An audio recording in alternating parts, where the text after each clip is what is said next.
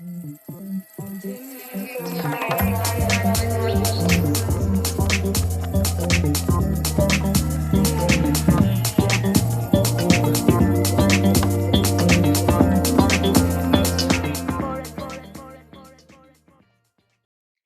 à tous et bienvenue sur les facilitations de Cap d'être soi numéro 16. Aujourd'hui, je vais aborder tout ce qui n'est pas exprimé et stocké et finit par peser lourd au sens propre comme au sens figuré. Vous avez peut-être d'ailleurs vu passer un de mes posts à ce sujet-là, puisque mon activité et l'ensemble de mes médias sont en train d'évoluer. Donc mon site internet a également été refondu. Et du coup, j'ai reposté au mois de juillet un nouveau post à l'intention des personnes au potentiel intellectuel, émotionnel, hypersensible, hyperempathe. Et puis voilà, j'ai redistribué l'ensemble de mes médias en fonction de mon autre public, les cadres dirigeants et cadres intermédiaires.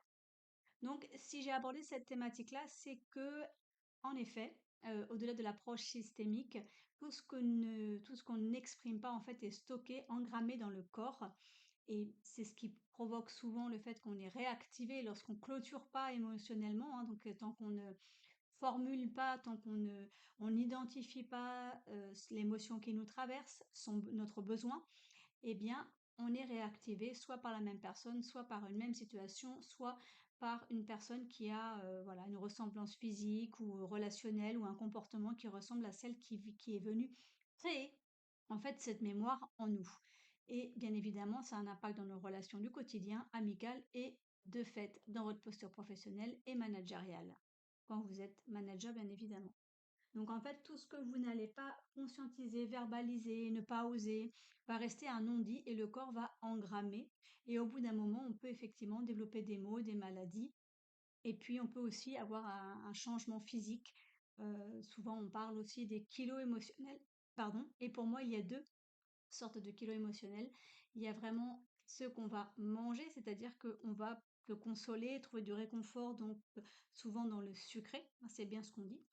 Ou alors, le fait de ne pas exprimer fait qu'on peut aussi gonfler, prendre du poids, prendre du ventre, euh, voilà, changer physiquement.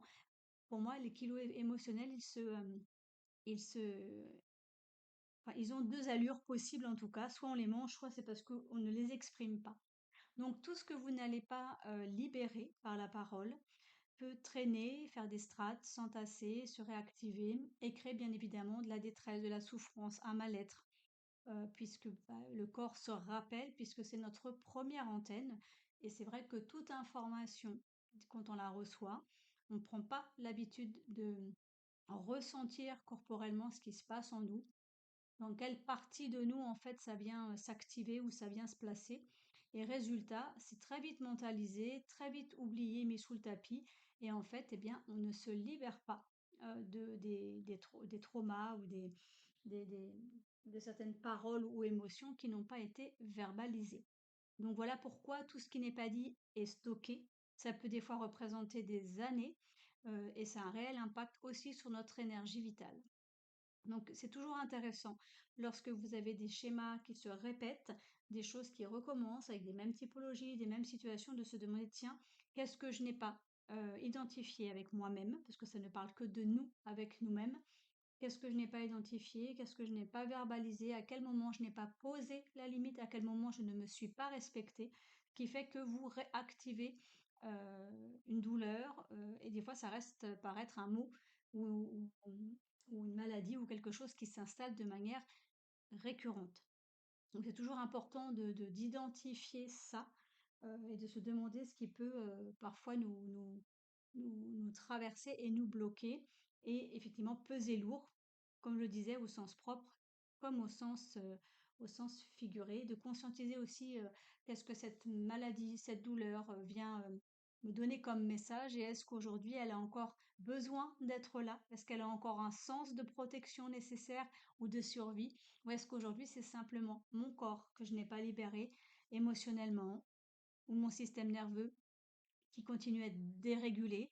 Donc c'est toujours intéressant d'aller étudier, enfin en tout cas d'aller conscientiser, et ça vous pouvez le faire seul.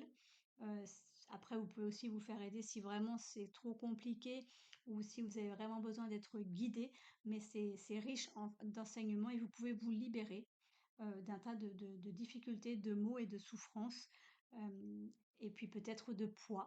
Parce que ça m'arrive aussi de rencontrer des personnes qui ont ce réel questionnement autour de leur poids, ou d'une partie du corps qui ont du mal à muscler ou à reformer.